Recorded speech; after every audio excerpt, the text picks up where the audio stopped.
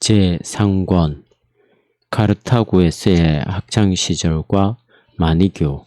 아우구스티누스는 카르타고에서 수사학 학교를 다니며 웅변수를 배우는 가운데 키케로의 저서인 호르텐시우스를 읽고 철학을 접하게 되면서 진리를 추구하고자 하는 열망에 불타올라 하나님을 비롯한 여러 주제들에 대하여 더 깊은 사고를 하게 되고 성경을 직접 읽어보고자 하지만 그 내용을 도무지 알 수가 없고 그 문제도 형편없고 보잘것없는 것에 실망하여 포기하고서는 하나님과 만물에 대한 참된 진리라고 주장하는 마니교 이단에 빠져들게 된다.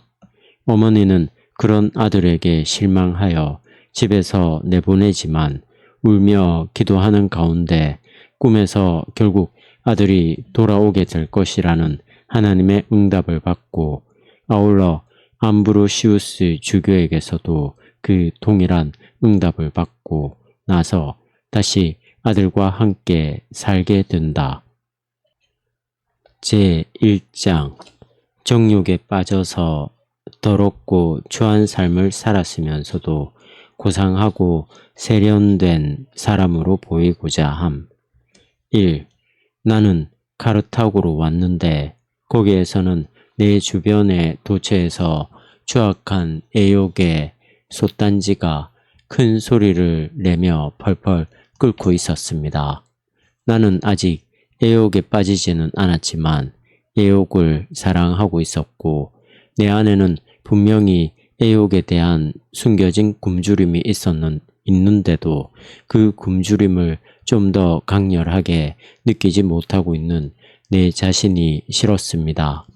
나는 애욕을 사랑하고 있었고 덫으로부터 벗어나 있는 안전하고 순탄한 길이 싫었기 때문에 애욕의 대상을 찾아다녔습니다.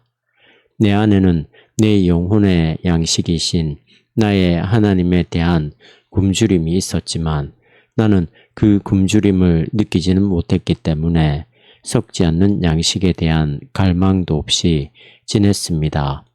이것은 내가 이미 썩지 않는 양식으로 배불러 있었기 때문이 아니었고 내 안에 그 양식이 결핍되어 있을수록 그 양식이 싫어서 구역질이 났기 때문이었습니다.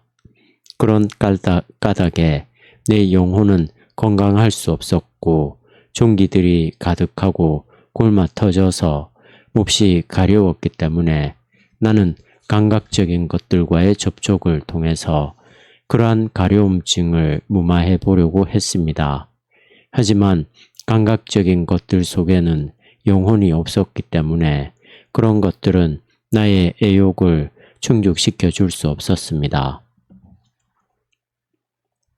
따라서 사랑과 애욕을 주고받는 것이 내게 달콤한 것이었고 나의 애욕의 대상이 된 사람의 육체를 즐겼을 때에는 훨씬 더 큰 달콤함을 느꼈습니다. 이렇게 나는 우애의 샘물을 더러운 정욕으로 오염시켰고 그 샘물의 청정함을 정욕의 끈적끈적한 부유물로 혼탁하게 만들어 버렸습니다. 이렇게 나는 추악하고 정직하지 못한 자였지만 여전히 지독한 허영에 사로잡혀서 내 자신이 사람들에게 우아하고 고상하며 점잖은 사람으로 보이기를 강력하게 원하였습니다. 나는 내가 그토록 갈망해왔던 애욕 속으로 급격하게 빠져들었습니다. 나의 자비로우신 하나님이여, 주님께서는 그 무한하신 선하심으로 말미암아 내가 즐기던 그 달콤함에 나를 위해서 많은 쓰디쓴 것들을 섞어 넣으셨습니다. 그러므로 내가 애욕의 달콤함을 즐길수록 애욕은 은밀하게 점점 더 나를 옥죄어 왔습니다. 달콤함은 지독한 괴로움과 뒤섞여 짜여 있어서 나는 시기와 의심, 두려움과 분노와 다툼 등과 같은 벌겋게 달구어진 새막대기로 채찍질을 당하고 있었던 것입니다. 제2장 연극을 보면서 쓸데없는 감상에 젖어들고 그것이 마음을 병들게 함. 2. 연극 무대는 내 자신의 비참한 모습들과 비슷한 장면들로 가득 차 있어서 나는 연극에도 푹 빠졌고 이것은 나의 정욕의 불길에 기름을 부었습니다. 사람들은 왜 자신이 직접 슬프고 비극적인 일들을 겪기는 싫어하면서도 그런 장면들을 보면서 슬픔에 젖는 것을 좋아할까요? 연극을 관람하는 사람들은 그런 장면들을 통해서 슬픔을 맛보려고 하고 그들에게는 슬픔이라는 감정 자체가 쾌락이 되는데 이것이 완전히 정신 나간 짓이 아니고 무엇이겠습니까? 왜냐하면 사람이 그런 장면들에 감동을 받으면 받을수록 그 사람은 그런 감정에 점점 더 깊이 빠져들어서 건전한 삶을 살 수 없게 되기 때문입니다.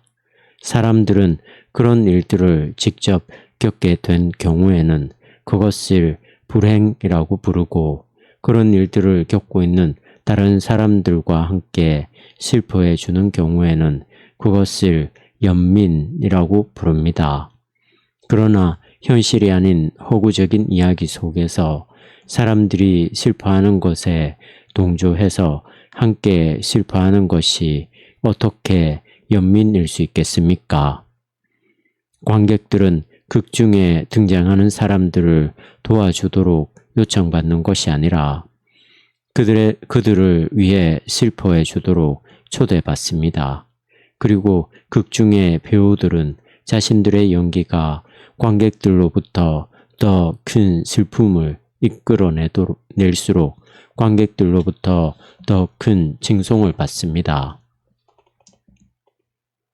따라서 배우들이 역사적인 인물을 연기한 것이든 아니면 전적으로 허구적인 인물을 연기한 것이든 등장인물들이 겪는 비참한 일들을 연기했는데도 관객들의 심금을 울리지 못한 경우에는 관객들은 불만이 가득해서 화를 내며 그 자리를 떠납니다.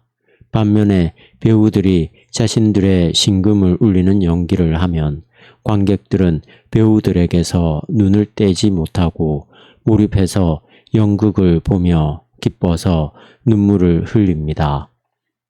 3.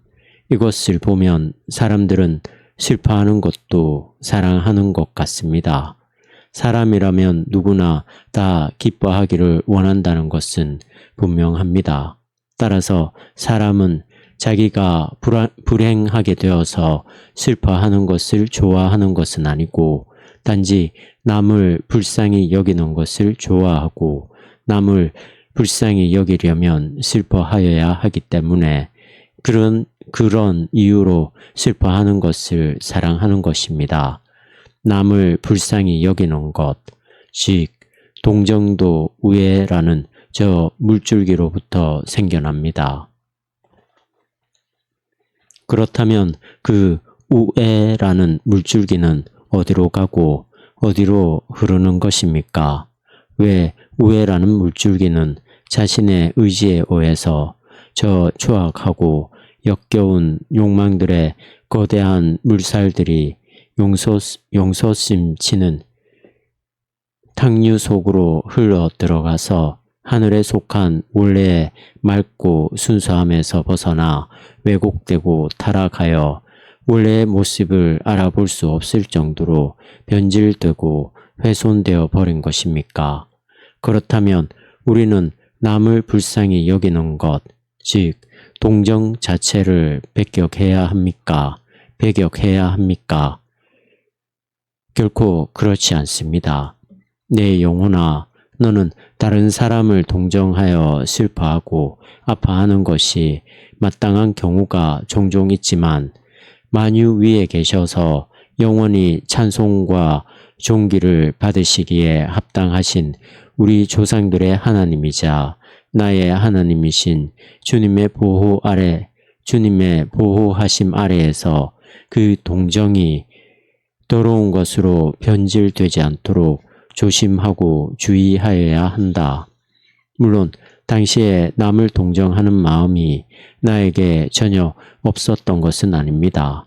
하지만 그때에 나는 극장의 무대 위에서 연인들이 서로에 대하여 부끄러운 쾌락을 즐길 때 비록 그것이 극중에서 허구적으로 행해진 것이었기는 하지만 그 연인들과 더불어 그것을 함께 즐기고 기뻐하였고 그 연인들이 서로 헤어지게 되었을 때에는 마치 그들을 동정이라도 하듯이 그들과 더불어 슬퍼하였습니다. 따라서 나는 기쁨과 슬픔을 둘 다 좋아한 것입니다. 하지만 지금의 나는 사실은 해로운 것인 어떤 쾌락을 누리지 못하게 되었거나 사실은 비참하고 불행한 것인 어떤 행복을 잃어버렸다는 이유로 힘들어하는 사람보다도 부끄러운 죄악을 저지르는 가운데 기뻐하고 즐거워하는 사람을 훨씬 더 불쌍히 여깁니다.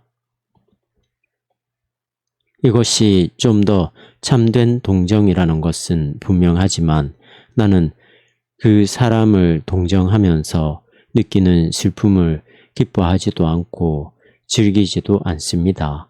왜냐하면 불행을 겪고 있는 자를 불쌍히 여기는 사람은 그를 사랑하여 동정하는 것인 까닭에 칭찬을 받아 마땅하기는 하지만 남을 진정으로 동정하는 사람은 자기가 동정하고 슬퍼할 것이 전혀 없게 되는 것을 더 기뻐하기 때문입니다. 진정으로 선한 의지가 악한 의지가 되어버리는 경우는 있을 수 없지만 오직 그런 경우에만 진정으로 남을 불쌍히 여기는 마음을 지닌 사람은 어떤 불행한 일을 겪고 있는 사람들이 존재해서 자기가 그들을 불쌍히 여길 수 있게 되기를 바랄 것입니다. 그러므로 남을 동정하여 슬퍼하는 것이 옳고 칭찬받을 만한 일인 경우가 있지만 그런 경우에도 그 동정과 슬픔 자체를 좋아하거나 즐겨서는 안 됩니다.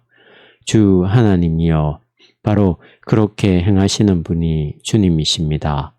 왜냐하면 주님은 우리의 영혼을 우리가 사랑하는 것보다 훨씬 더 순수하게 사랑하셔서 지극히 고결하고 더할 나위 없이 깊이 불쌍히 여기시지만 그 어떤 슬픔에 의해서도 스스로 해를 입지 않으시기 때문입니다. 하지만 사람들 중에서 그렇게 온전히 남을 불쌍히 여기고 동정하면서도 슬픔에 의해서 전혀 해를 입지 않을 사람이 누가 있겠습니까? 4. 반면에 당시에 이 가련한 나는 슬퍼하는 것을 좋아하고 즐겼기 때문에 나를 슬프게 해줄 것들을 찾아다녔고 극중에 나오는 등장인물들이 겪는 괴로움과 슬픔은 허구적인 것에 불과한 것인데도 배우들의 그러한 연기를 너무나 좋아하였고 거기에 완전히 매료되어서 눈물을 흘리곤 하였습니다. 하지만 한 마리의 가련한 양인 내가 주님의 보호하심을 못 견뎌 하여 주님의 양무리를 떠나서 길을 잃고 헤매다가 더러운 병에 걸리게 된 것이 무슨 이상한 일이겠습니까? 내가 슬픔을 사랑하였다고 해서 그 슬픔이 나의 마음 속으로 아주 깊이 침투한 것은 아니었습니다. 왜냐하면 나는 그런 슬픈 일들을 지켜보는 것만을 좋아하였을 뿐이고 그런 일들이 내게 일어나기를 바랐던 것은 아니었기 때문이었습니다. 따라서 내가 연극들을 보면서 느낀 슬픔들은 그러한 허구적인 일들을 보고 들음으로써 생겨난 그런 종류의 슬픔이었기 때문에 내 마음의 표면만을 살짝 긁고 지나갔을 뿐이었습니다. 하지만 그 슬픔들은 마치 독이 묻어있는 손톱들처럼 나의 마음에 염증을 일으켜서 내 마음은 점점 부풀어 올랐고 결국 썩어 문드러지게 되었습니다. 이것이 당시의 나의 삶이었습니다. 하지만 나의 하나님이여, 이것을 정말 삶이라고 말할 수 있겠습니까? 제3장 교회에서조차도 정욕을 억누르지 못하였으면서도 수사학교에서는 불량 학생들을 혐오함. 5. 주님의 신실하신 자비하심은 저 멀리서 내 위를 맴돌고 계셨습니다. 나는 큰 죄들에 빠져 내 자신을 소진시켜 가고 있었고 신성모독적인 호기심에 사로잡혀 주님을 떠나서 가장 거짓되고 기만적인 것들 속으로 깊이 빠져들어 악한 영들의 노예가 되어 나의 악행들을 그들에게 제물로 바쳤지만 주님께서는 이 모든 일들 가운데서 나를 징계하시는 일을 그치지 않으셨습니다. 심지어 나는 주님의 교회의 담장 안에서 주님을 예배하는 엄숙한 의식이 거행되고 있는 동안에도 그 자리에 앉아서 정욕에 사로잡혀 나중에 죽음의 열매를 맺게 될 그런 일을 머릿속으로 꾸미기까지 하였습니다. 주님께서는 나중에 그 일로 인해서 엄중한 벌로 나를 징계하셨지만 그러한 벌은 내가 저지른 죄에 비하면 아주 가벼운 징계였을 뿐입니다. 도리어 나는 주님의 길이 아니라 내 자신의 길을 사랑하고 주님에게서 도망쳐서 누리는 자유를 사랑해서 주님을 아주 멀리 떠나 목을 뻣뻣이 세우고서 저 무시무시한 위험들 사이에서 배회하고 있었지만 내게 지극히 자비로우셨던 나의 하나님께서는 그런 나를 거기에서 건져주신 나의 피난처이셨습니다. 6. 내가 당시에 추구하고 있던 학문들은 사람들에 의해서 고상한 것으로 여겨졌지만 실제로는 법정 싸움에서 뛰어난 언변을 사용해서 이기는 것을 주 목적으로 하고 있었습니다. 그런데 법정에서 이기기 위해서는 사람들을 기만하여야 했기 때문에 교묘한 언변으로 사람들을 더 잘 속일수록 사람들로부터 더 큰 찬사를 받았습니다. 사람들의 눈먼 상태는 너무나 심각해서 자신들이 눈먼 것을 자랑하기까지 하였습니다. 그 즈음에 나는 수사학교에서 가장 우수한 학생이었고 그러한 영예를 몹시 자랑스러워하고 기뻐하였으며 교만함으로 부풀어 올라 있었습니다. 하지만 주님께서 아시듯이 나는 꽤 차분한 성격의 사람이었기 때문에 뒤엎어 놓는 자들이라고 불린 그런 부류의 학생들과는 거리를 두었는데 그들은 듣기에도 안 좋고 마귀적인 이 명칭을 마치 도시인들의 자랑스러운 표지라도 되는 것처럼 생각하였습니다. 그래서 나는 그들 가운데서 생활하면서 부끄러운 짓들을 전혀 부끄러워하지 않고 대담하게 저지르는 그들처럼 되지 못하는 내 자신을 부끄러워하면서 지냈습니다. 나는 그들과 함께 생활을 하면서 종종 그들의 끈끈한 우정에는 호감이 가기도 했지만 그들이 저지르는 일들, 즉 뒤엎어 놓는 행동들은 늘 몹시 싫어하였습니다. 그들은 지나가는 무고한 사람들에게 아무런 이유도 없이 무례하게 시비를 걸고 욕을 해서 괴롭힘으로써 자신들의 악한 욕구를 충족시키고 만족을 얻었기 때문이었습니다. 그들의 그런 짓들보다 더 마귀가 행하는 짓들을 닮은 것은 있을 수 없었기 때문에 그들이 뒤엎어 놓는 자들이라고 불린 것은 아주 적절한 것이었습니다. 왜냐하면 그들이 다른 사람들을 조롱하고 속이는 짓들을 행하며 즐거워하고 있을 때 그들을 미혹시켜서 그렇게 하게 만든 속이는 영들은 뒤에서 은밀하게 그들을 보면서 비웃고 조롱하고 있었던 것인 까닭에 가장 먼저 완전히 뒤엎어져서 파멸당하고 있었던 것은 바로 그들 자신이었기 때문입니다. 제4장 19살 때에 키케로가 쓴 호르텐시우스를 통해 철학을 접함. 7. 나의 일생에서 가장 불안정했던 시기라고 할 수 있는 이때에 나는 그런 자들과 함께 웅변술에 관한 책들을 배웠는데 인간적인 헛된 영광을 기뻐하고 추구하는 허영심에 사로잡혀서 웅변술에 뛰어난 사람이 되고자 하는 것이 나의 목적이었습니다. 학교에서 정한 교과 과정을 따라 공부하다가 나는 우연히 키케로가 쓴 어떤 책을 접하게 되었습니다. 당시에 키케로의 정신이나 영혼은 아닐지라도 적어도 그의 언변은 거의 모든 세상 사람들로부터 칭송을 받고 있었습니다. 내가 접한 책은 호르텐시우스라 불린 책으로서 사람들에게 철학을 권유하는 내용이 담겨 있었습니다. 그 책은 내 마음을 바꾸어 놓아서 나로 하여금 주님을 향하여 기도하게 만들었고 이전과는 다른 희망과 소원을 갖게 해주었습니다.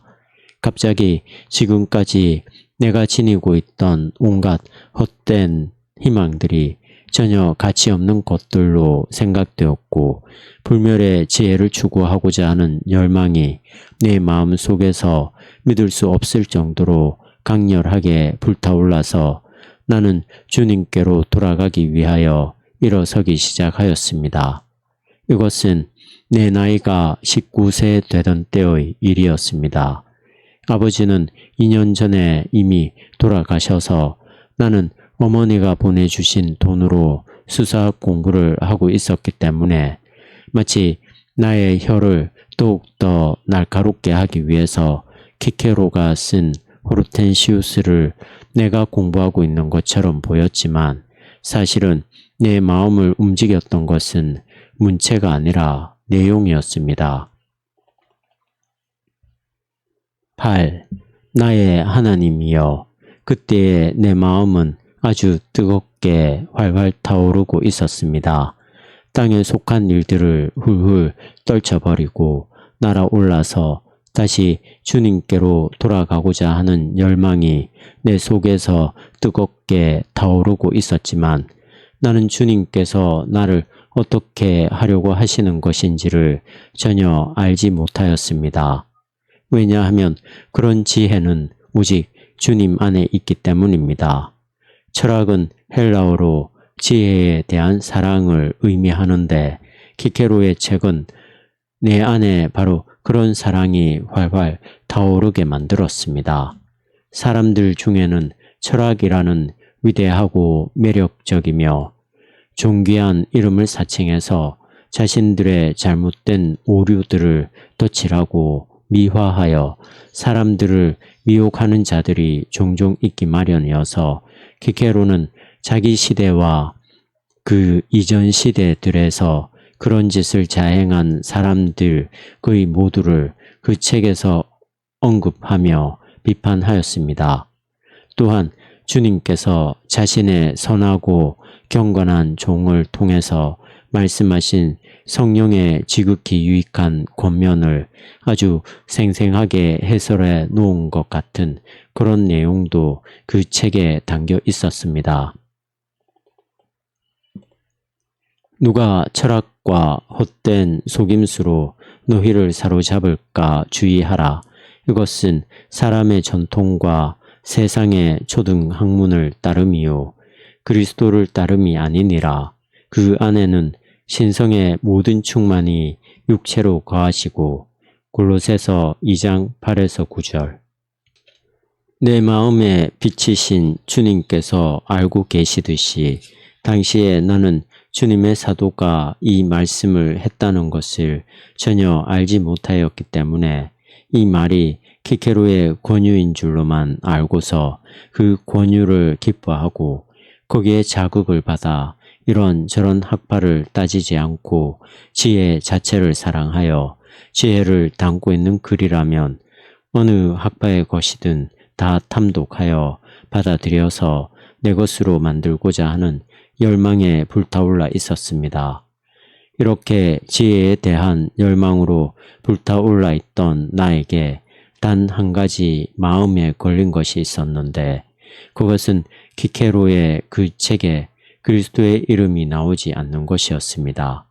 왜냐하면 주님께서는 내게 자비하심을 베푸셔서 나의 마음이 아직 딱딱해지지 않고 부드럽고 연할 때 나로 하여금 나의 구주이시며 주님의 아들이신 그리스도라는 이름을 내 어머니의 젖과 함께 경건하게 먹고서 나의 심령 깊은 곳에 간직하게 하셨기 때문입니다.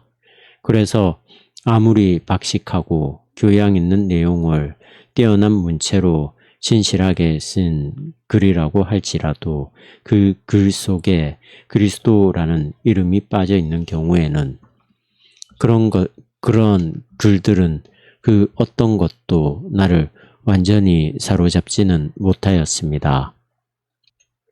제5장 키케로와 성경 9.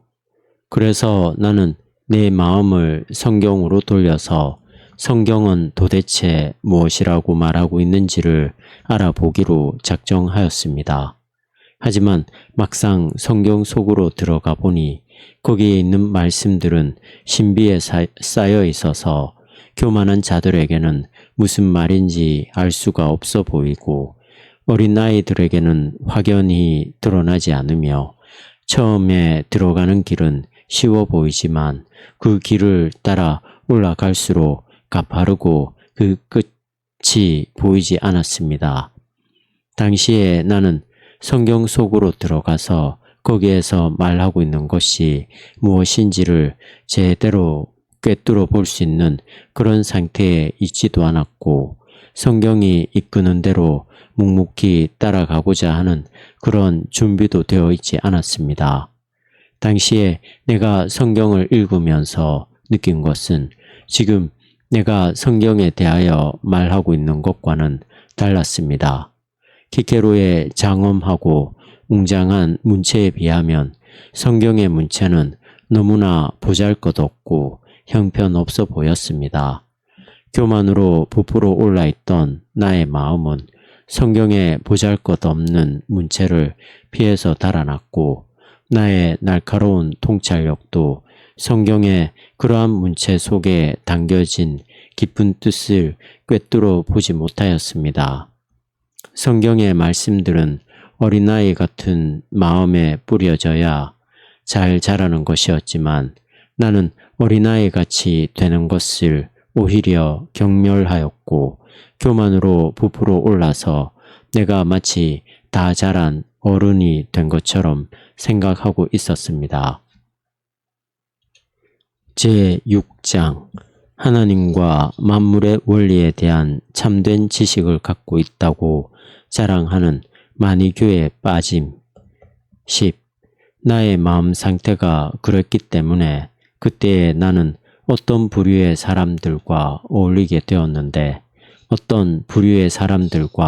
어울리게 되었는데 그들은 교만함에 빠져서 미쳐 날뛰던 사람들로서 너무나 육신적인 자들이었고 말이 많은 사람들이었는데 그들의 입에서 나오는 말들은 하나님의 이름과 우리 주 예수 그리스도의 이름과 보혜사 성령의 이름으로 된 여러 말씀들을 뒤섞어서 만들어 놓은 마귀의 올무 그 자체였습니다. 그들은 이 이름들을 늘 입에 달고 살았지만 단지 입에 발린 소리였을 뿐이고 그들의 마음에는 진리라는 것이 없었습니다. 진리라는 말을 밥 먹듯이 하였고 내게도 그런 말을 귀가 따갑게 많이 들려주었지만 정작 그들 속에 진리는 없었습니다. 진리 자체이신 주님에 대해서만이 아니라 주님께서 지으신 이 세계를 구성하는 기본적인 요소들에 대해서도 그들은 거짓을 말하였습니다. 가장 선하시고 모든 아름다운 것들 중에서 가장 아름다우신 나의 아버지여, 사실 나는 주님을 사랑하였기 때문에 주님께서 지으신 피조물들에 대하여 비교적 진리를 말하는 철학자들조차도 붙잡지 않고 그냥 보내주어야 하였습니다.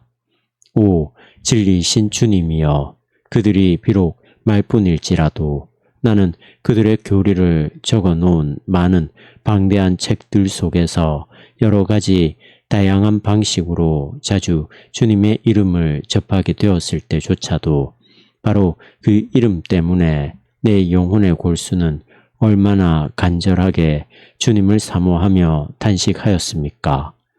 주님에 대하여 굶주려 있던 나에게 그러한 글들은 주님 대신에 해와 달같이 주님이 지으신 아름다운 것들을 내 앞에 차려놓은 것과 같았습니다.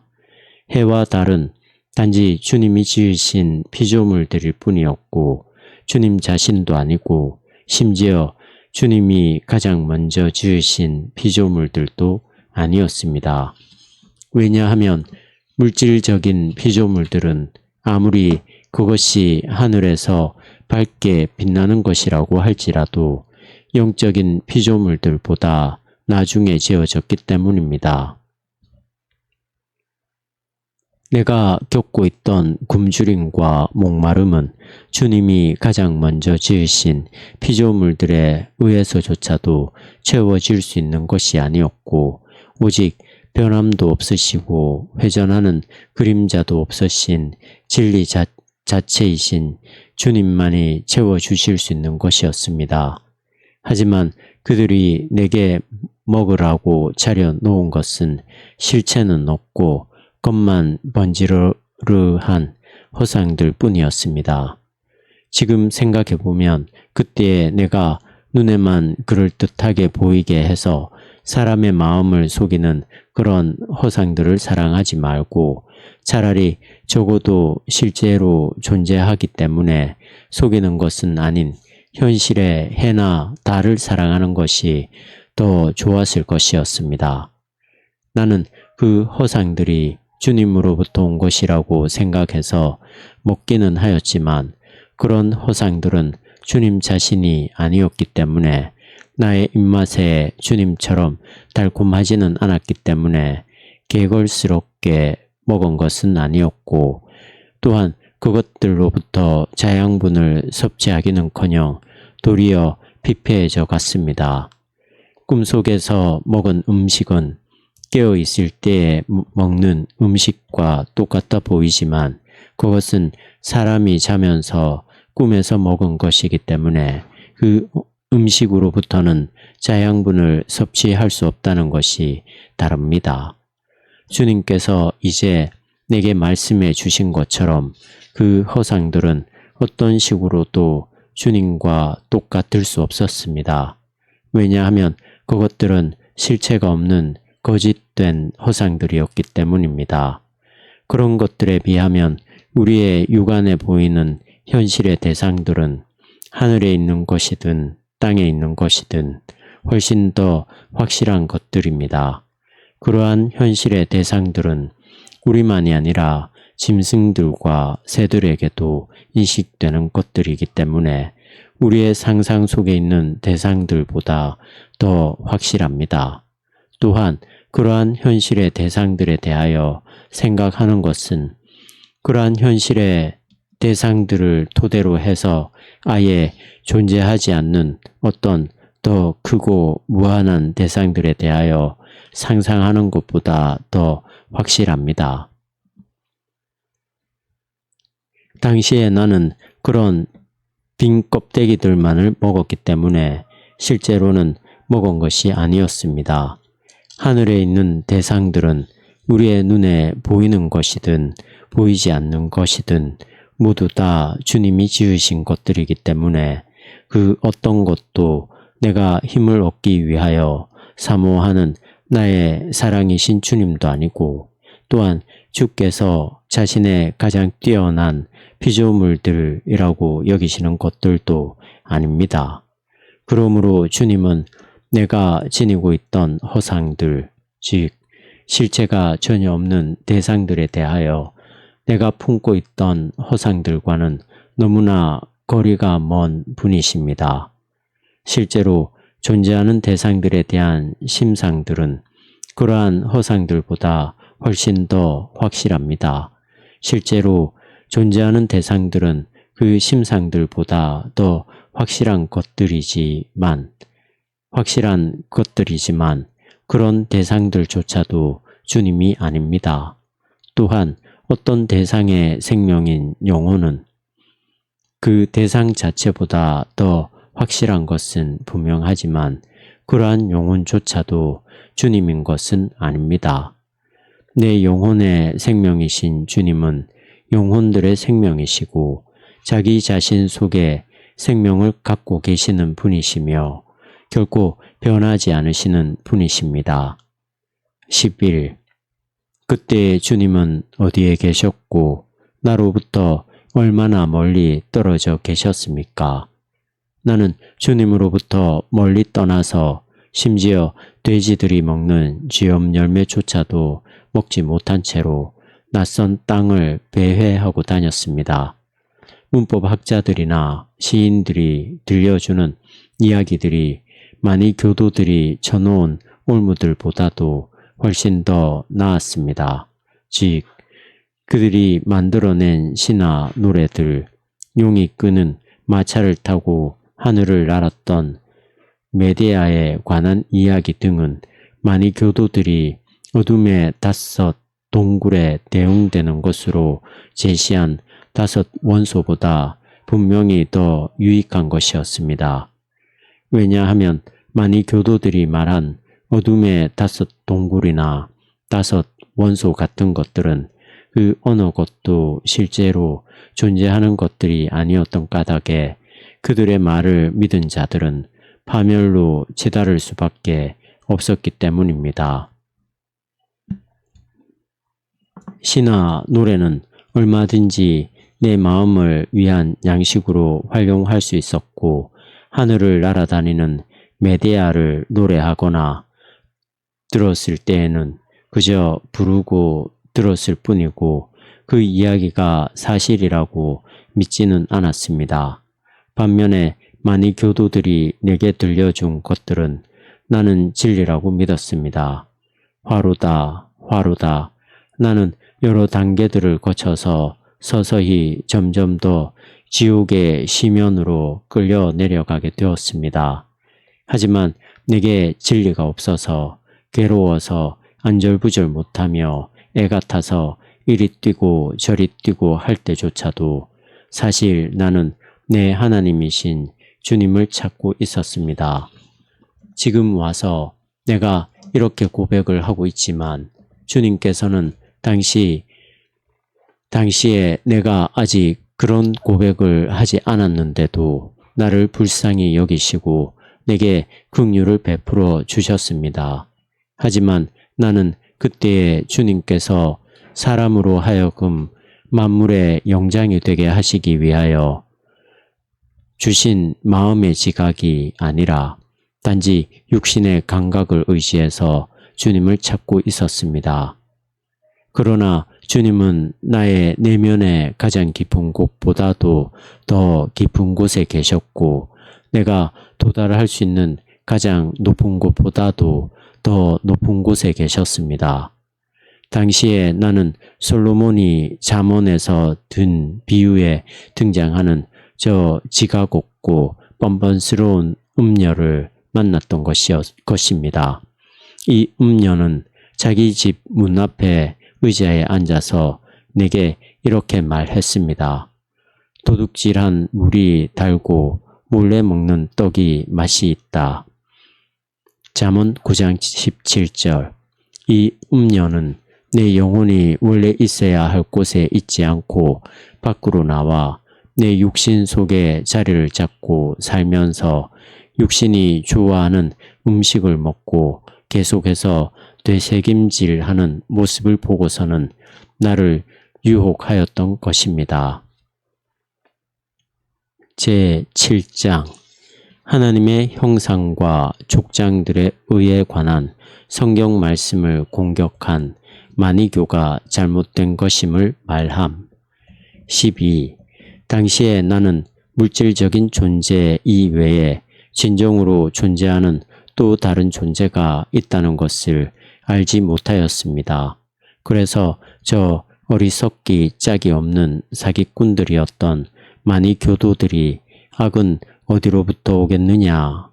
사람이 하나님의 형상으로 지음 받았다고 하는 것이 사실이라면 하나님이 사람의 형상을 하고 계셔서 사람의 몸의 형태에 의해서 제한되고 머리카락이나 손톱을 가지고 계신다는 것이 되는데 그것이 말이 되겠느냐? 여러 명의 아내들을 동시에 거느리거나 사람들을 죽이거나 살아있는 동물들을 도살해서 제사를 드린 족장들이 과연 의인이라고 할 수 있겠느냐고 내게 말하면 나는 아주 예리한 통찰이라고 생각해서 그들의 말에 지지를 보냈습니다. 그런 문제들에 무지했던 나는 그런 말을 들으면 무척 당혹해 하면서 또 그들의 말을 수긍할 수밖에 없었습니다. 나는 진리로부터 점점 더 멀어져 가고 있었는데도 내게는 내가 진리를 향하여 점점 더 나아가고 있는 것처럼 보였습니다. 그때 나는 악이라는 것은 단지 선이 완전히 다 없어져서 결여된 것을 지칭한다는 사실을 아직 알지 못하였기 때문이었습니다. 내 눈은 물질적인 것들만을 보고 있었고 내 마음은 허상들만을 보고 있었는데 어떻게 내가 그러한 사실을 알 수 있었겠습니까?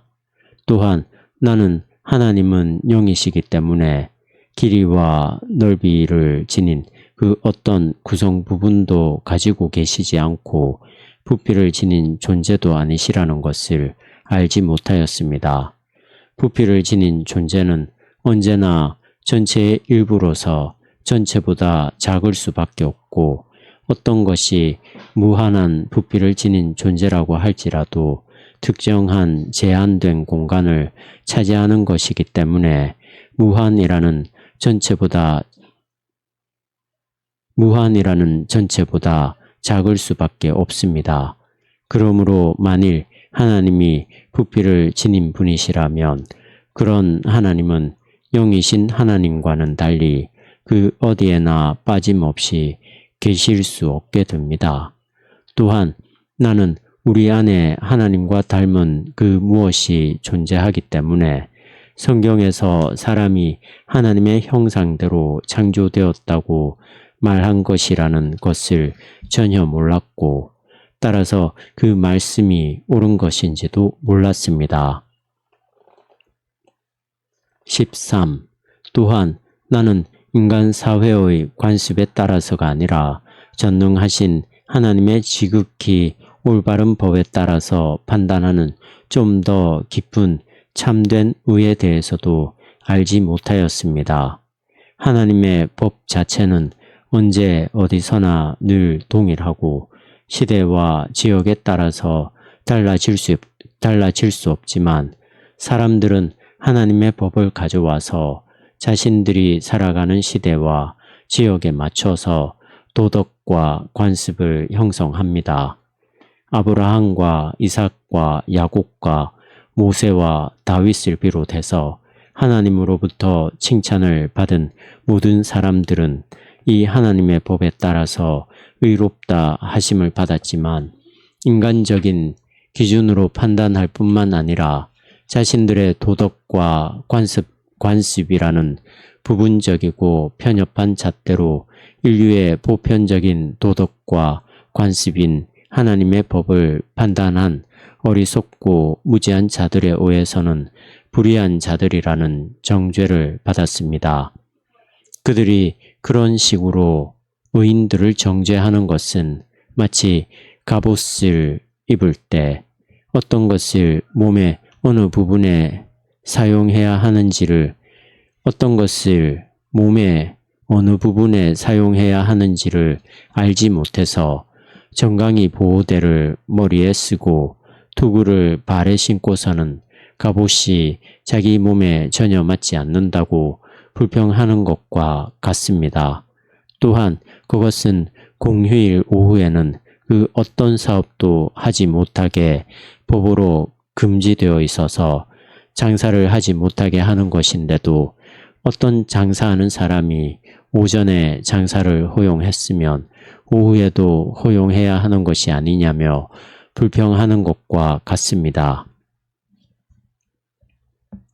또한 그것은 어떤 사람이 어느 집에서 술을 담당한 종은 술만을 취급하고 음식을 나르는 종은 음식만 나르고 서로의 일에 관여하지 못하게 하며 마구간에서 일하는 종이나 식탁 시중을 드는 종도 각자의 일을 하고 다른 사람의 일에 관여하지 못하게 하는 것을 보고서는 한 집에서 모든 종들이 다 똑같은 일을 하게 하는 것이 마땅한데 그렇게 하지 않는다고 화를 내는 것과 같습니다.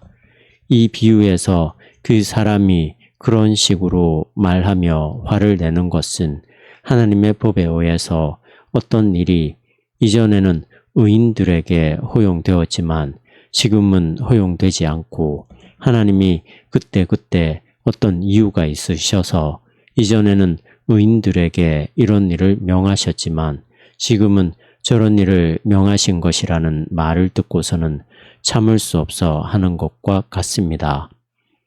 왜냐하면 하나님이 이전에 이렇게 명하셨고 지금은 저렇게 명하셨다고 할지라도 의인들은 이전이나 지금이나 동일하게 하나님의 의로우신 뜻을 준행하는 것이기 때문입니다.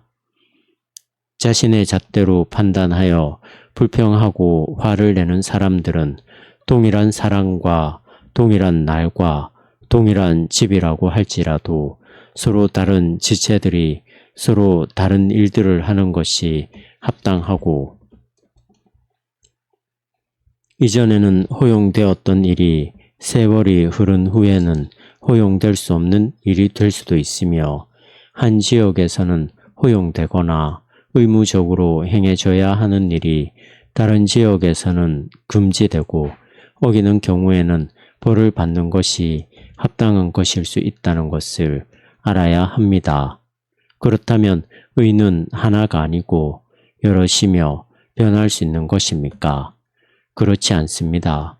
그런데도 의가 하나가 아니고 여럿인 것처럼 보이고 시대와 지역에 따라 변할 수 있는 것처럼 보이는 것은 의가 적용되는 각각의 시대들이 늘 똑같은 것이 아니라 끊임없이 변하여서 서로 다른 시대들이 되기 때문입니다.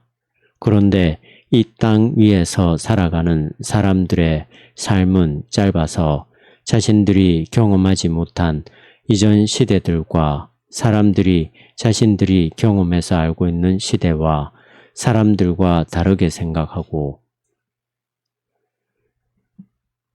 행한 이유를 알 수 없는 반면에 동일한 사람의 몸이나 동일한 날이나 동일한 가정에서는 각각의 지체나 각각의 시간들이나 각각의 사람들에게 가장 합당한 것이 무엇인지는 쉽게 알 수 있습니다. 그래서 사람들은 전자에 대해서는 화를 내고 후자에 대해서는 수긍을 하는 것입니다. 14. 당시에 나는 그런 원리를 알지 못하였고 관심을 갖지도 않았습니다. 내 눈은 도처에서 그런 원리를 접하고 있었지만 나는 그것을 보지 못했고 알지 못했습니다. 그때에 나는 시들을 짓곤 하였습니다. 그런데 시를 지을 때에는 가군을 멋대로 아무데나 붙여서는 안 되었고 어떤 복격의 시냐에 따라서 가군을 붙이는 방식이 달랐으며 심지어는 하나의 동일한 시에서조차도 가군을 붙이는 곳이 모든 대목에서 동일하지도 않았습니다. 하지만 어떤 복격의 시를 짓더라도 시를 짓는 원리만큼은 서로 다르지 않고 모두 동일하였습니다. 그런데도 나는 하나님이 모든 시대마다 모든 것들을 동일하게 명하신 것이 아니라 각 시대마다 그 시대에 적합한 것들을 명하셨지만 하나님이 명하신 각각의 것들은 의라는 점에서는 본질적으로 서로 다른 것이 전혀 없었고 도리어 모든 선하고 거룩한 자들이 순종하였던 저 지극히 뛰어나고 고귀한 의를 동일하게 담고 있었다는 사실을 알지 못하였습니다. 이렇게 눈이 멀어서 아무것도 몰랐던 나는 하나님이 명하시고 감동을 주신 대로 자신의 시대를 살았고 하나님이 계시해 주신 대로 장래의 일들을 전하였던 경건한 조상들을 비난하였습니다. 제8장 본성을 거스르거나 남들에게 해를 끼치는 죄악들이 일어나는 이유 15. 어느 시대 또는 어느 지역에서 마음을 다하고 목숨을 다하고 뜻을 다하여 하나님을 사랑하고 이웃을 자기 자신같이 사랑하는 것이 불의한 일일 수 있겠습니까? 마찬가지로 옛적에 소돔 사람들이 그랬던 것과 같은 본성을 거스르는 부끄러운 악행들은 언제 어디서나 혐오하고 벌하는 것이 마땅합니다. 이 땅의 모든 족속들이 그런 식으로 행한다면 그들은 모두 다 하나님의 법에 의해서 동일한 정죄를 받게 될 것입니다. 왜냐하면 하나님의 법에서는 사람들이 서로를 그런 식으로 대하라고 정해놓은 것이 아니기 때문입니다. 하나님이 만드시고 정하신 저 본성을 우리의 사악하고 뒤틀린 욕망으로 더럽힐 때 하나님과 우리 간에 마땅히 있어야 할 정상적인 교제는 파괴되고 맙니다. 또한 각각의 시대와 지역에 따라서 서로 다르게 형성된 다양한 도덕이나 관습이 본성을 거스르는 부끄러운 악행들을 금하고 있을 때에는 그런 악행들을 피하는 것이 마땅하기 때문에 어느 도시나 나라의 구성원들 간의 합의나 약속에 의해서 정해지고 관습이나 법에 의해서 확정된 것들은 그 지역의 주민이든 타지인이든 제멋대로 어겨서는 안 됩니다. 어떤 부분이 전체와 조화롭게 잘 어우러지지 않는다면 그 부분은 추하고 볼썽사납게 되고 말기 때문입니다.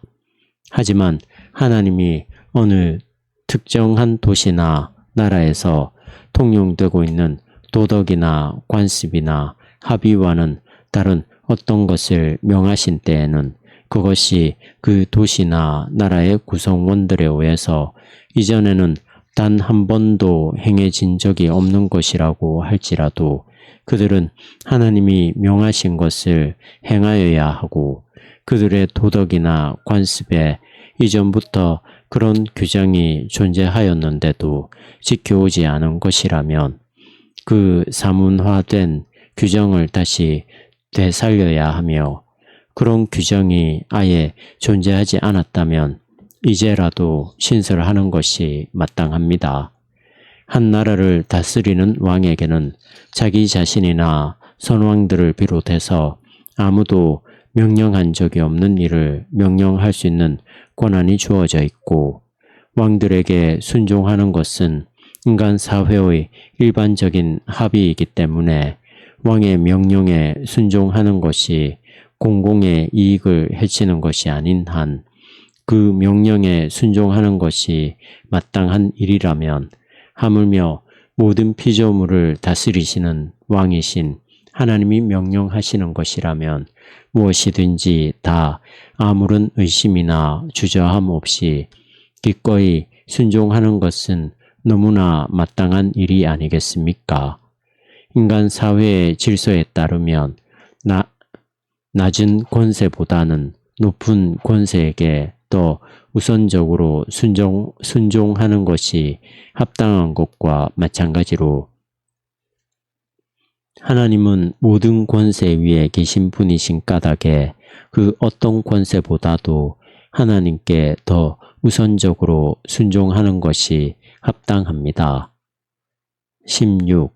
이것은 모욕적인 언사를 통해서 또는 실제적으로 신체에 해악을 가함으로써 적극적으로 다른 사람을 해치고자 하는 범죄 행위들에도 그대로 적용됩니다. 사람들은 원수를 해치는 것과 같이 보복하기 위해서 그렇게 하기도 하고 강도가 여행자에게 하는 것과 같이 다른 사람들로부터 어떤 이득을 취하기 위해서 그렇게 하기도 하며 자기가 두려워하는 사람을 해치는 것과 같이 자신이 당할지도 모르는 해악을 미연에 방지하기 위하여 그렇게 하기도 하고 불행한 처지에 있는 사람이 행복한 사람을 해치는 것과 같이 시기나 질투로 말미암아서 그렇게 하기도 하며 잘 나가는 사람이 다른 사람이 자기와 대등해지는 것을 두려워하거나 자기와 대등한 사람을 미워해서 그렇게 하기도 하고 검투사들의 시합을 보는 관중들이나 다른 사람들을 조롱하고 비웃는 사람들처럼 단지 남들이 고통받는 것을 즐기기 위해서 그렇게 하기도 합니다. 이러한 것들은 육신의 정욕과 안목의 정욕과 이생의 자랑 중에 어느 한 가지 또는 두 가지 또는 세 가지 모두가 작용해서 생겨나는 주된 죄악들입니다. 지극히 높으시고 인자하신 하나님이여, 사람들은 이런 식으로 하나님에 관한 세 가지 계명과 이웃에 관한 7가지 계명으로 이루어진 10줄로 된 수군 같은 십계명을 어기며 살아가고 있습니다. 하지만 인간의 부끄럽고 더러운 악행들이 결코 더럽혀질 수 없으신 주님을 어떻게 더럽힐 수 있겠으며 남에게 해악을 가하는 인간의 범죄 행위들이 결코 해악을 입으실 수 없으신 주님을 어떻게 해칠 수 있겠습니까? 하지만 주님께서는 사람들이 자행하는 그런 악행들을 벌하셔서 그런 악행들을 저지른 자들이 스스로 해악을 입게 하십니다. 즉, 그들이 주님을 거역하여 죄를 지을 때 그것은 그들 자신의 영혼에도 해악을 입히게 됩니다. 왜냐하면 죄를 짓는 것은 주님께서 지으시고 정하신 그들 자신의 본성을 부패시키고 왜곡시키는 것이어서 자신들의 영혼을 속이고 기만하는 행위가 되기 때문입니다. 그들은 원래는 허용되어 있는 것들을 지나치게 무절제하게 사용하거나 본성을 거스르는 것이어서 원래부터 허용되지 않는 것들을 행함으로써 죄를 짓기도 하고 주님을 거슬러 반역을 행하여 가시체를 뒷발질하며 화가 나서 마음과 말로 주님을 대적하거나 대담하게도 인간 사회의 규범을 깨뜨리고서 자신들의 사적인 좋고 싫음에 따라서 제멋대로 이합집산하여 파당을 이루는 것을 기뻐함으로써 죄를 짓기도 합니다. 생명의 셈이신 하나님은 만유에 유일하게 참되신 창조주와 통치자이신데도 사람들이 그런 하나님을 버리고 스스로 교만하게 되어서 만유 중에서 일부를 선택하여 마치 그것이 전체인 것처럼 잘못 착각하여 사랑할 때 이런 일들이 일어나게 됩니다. 그러므로 우리로 하여금 모든 것에 선이신 주님보다 우리 자신의 선을 사랑하게 하여 더 많은 것들을 갖고자 하는 탐욕으로 말미암아 모든 것을 잃게 만드는 저 거짓 자유의 뿔을 고추 세우고서 주님을 대적하는 것이 아니라 우리 자신을 낮추고서 경건한 마음으로 주님께 돌아가기만 하면 주님께서는 우리를 깨끗하게 씻어주셔서 악한 습성으로부터 벗어나게 해주시고 우리가 고백한 죄악들을 긍휼히 보아주시며 죄의 사슬에 묶여 노예가 된 우리의 신음소리를 들으시고서는 우리가 스스로 만들어내어서 우리 자신을 올가매었던 저 사슬을 풀어주십니다. 제9장 사람들의 행위에 대한 하나님과 인간의 판단이 서로 다름 17. 이러한 부끄러운 악행들과 범죄 행위들을 비롯한 온갖 죄악들 중에는 영적으로 성장하고 진보해 나가는 와중에서 저질러지는 죄들도 있습니다. 이런 죄들은 온전함이라는 잣대에 의해서 엄격하게 판단하면 비난받아야 마땅하지만 그 당사자들은 마치 싹이 나서 자라가는 곡식처럼 장차 열매를 맺게 될 것이라는 소망을 보여주고 있다는 점에서 칭찬을 받아 마땅합니다. 또한 겉보기에는 악행이나 범죄 행위처럼 보이기는 하지만 주 우리 하나님이나 사회 관습을 거스르는 것이 아니기 때문에 죄가 아닌 그런 행위들도 있습니다. 예컨대 불확실한 미래를 대비해서 미리 재물을 비축해 두는 것은 소유욕에 의한 것이라고 할 수 없고 사람들의 행실을 교정하기 위한 목적으로 합법적으로 세워진 기관들이 죄악을 저지른 사람들을 벌하는 것은 남을 해치고자 하는 욕구에서 나온 것이라고 할 수 없기 때문에 그런 행위들은 죄가 되지 않습니다. 따라서 사람들에게는 긍정될 수 없는 행위들이 주님의 의에서는 긍정되는 경우도 많고 사람들로부터 칭찬받는 일들이 주님의 의에서는 정죄받는 경우도 많습니다. 왜냐하면 행위 자체의 성격이나 그 일을 행한 사람의 마음의 의도나 그 사람이 그 일을 행하였을 때의 숨겨진 정황 같은 것들이 천차만별로 서로 다르기 때문입니다. 하지만 주님께서 전혀 생각지도 못한 아주 이례적인 어떤 일, 아니 주님이 전에는 금지하셨던 어떤 일을 갑자기 예기치 않게 그 이유에 대한 어떠한 설명도 없이 행하라고 명하신다면 그 일이 인간 사회의 일부 관습과 반대되는 것이라고 할지라도 우리가 그 일을 행하여야 마땅하다는 것을 의심할 사람이 어디 있겠습니까? 왜냐하면 인간 사회는 주님께 순종할 때에만 의로울 수 있기 때문입니다. 그러므로 주님께서 명하신 것을 알고 순종하는 사람들은 복이 있습니다. 주님을 섬겨 순종한 사람들이 행한 일들은 당시에 꼭 필요한 것들을 보여주거나 장래에 있을 것들을 미리 알려준 것이기 때문입니다. 제10장 땅에서 나는 열매들에 관한 마니교의 가르침을 비판함. 18. 나는 그런 것을 전혀 몰랐기 때문에 저 거룩한 주님의 종들과 선지자들을 비웃고 조롱하였습니다.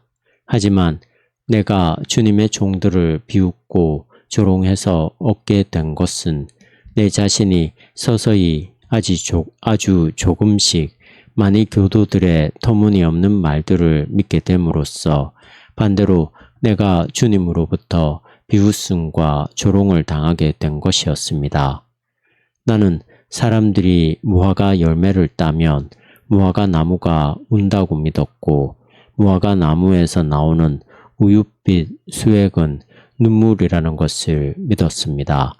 또한 어떤 사람이 그런 식으로 무화과 열매를 따는 죄를 지었다고 할지라도 만이교의 성직자가 그 열매를 먹고서 자신의 위에서 소화를 시킨 후에 호흡을 통해서 다시 몸 밖으로 내어놓으면 천사들의 모습이 되어 나온다는 것도 믿었습니다.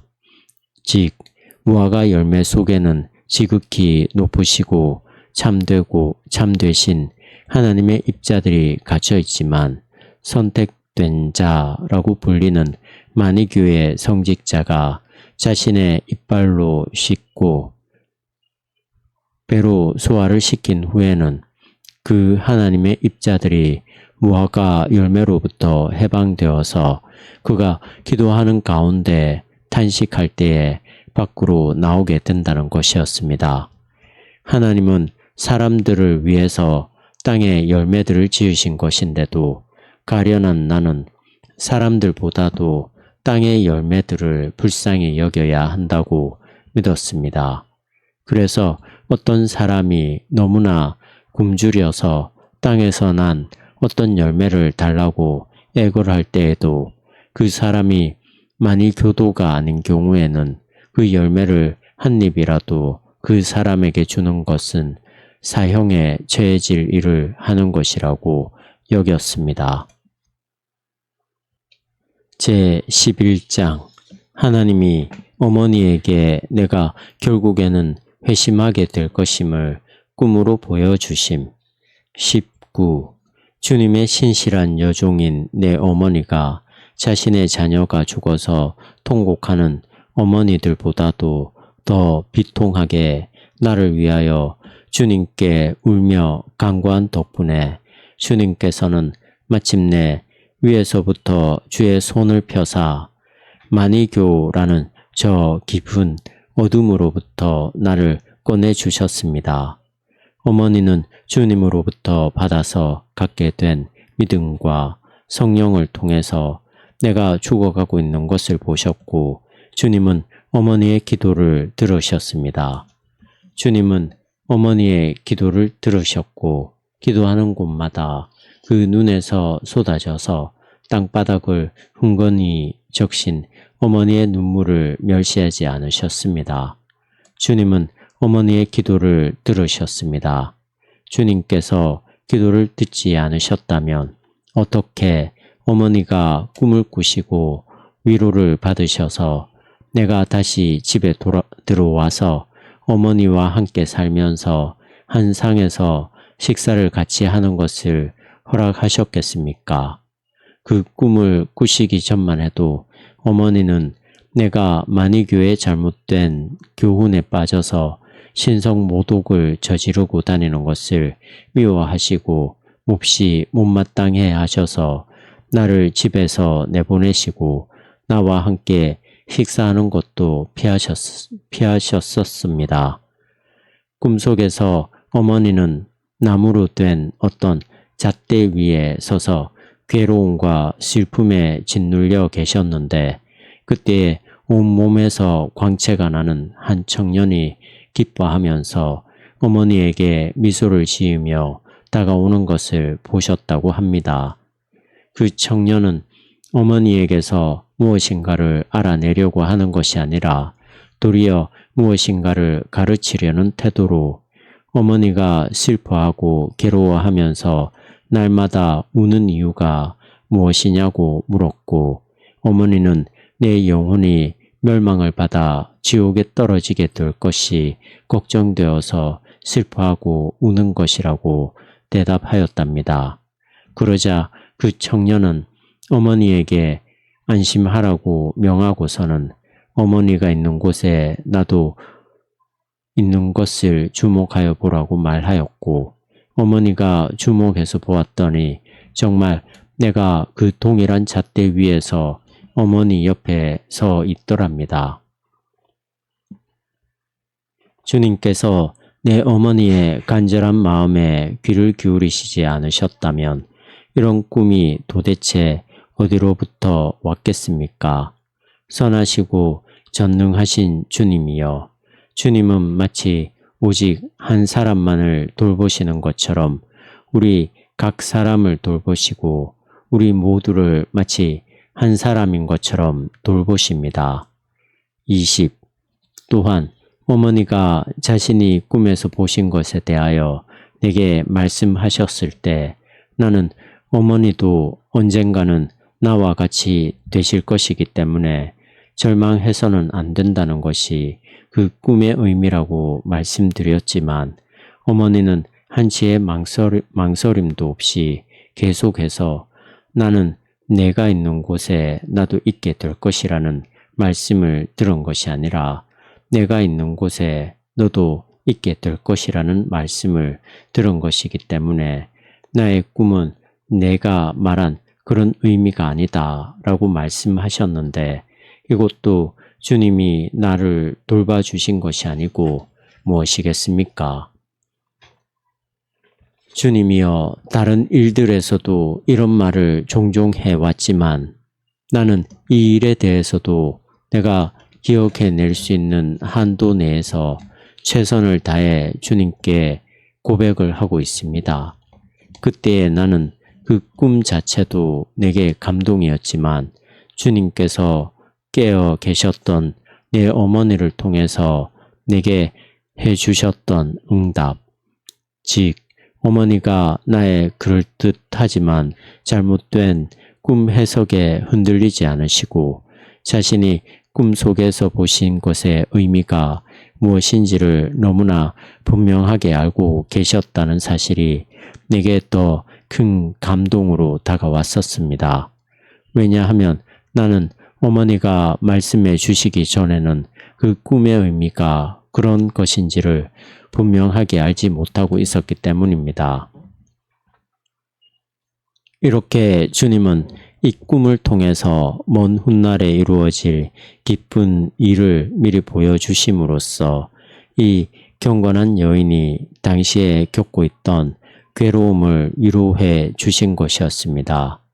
왜냐하면 나는 그 후로도 거의 9년 가까이 마니교라는 저 깊은 수렁에 빠져서 온통 거짓으로 가득한 어둠 속에서 호적거렸고 여러 번 그 수렁에서 벗어나려고 발버둥을 치기도 했지만 그럴 때마다 더욱더 깊이 처박혀버리는 삶을 살았는데도 그 오랜 세월 동안 주님께서 사랑하신 저 고결하고 경건하며 분별 있는 과부였던 내 어머니는 한편으로는 한결같이 나를 위해 애통해 하시면서 나를 주님께 올려드리는 가운데 울며 간절하게 기도하시는 것을 그치지 않으셨으면서도 다른 한편으로는 소망에 넘쳐서 활기찬 삶을 살아가셨기 때문입니다.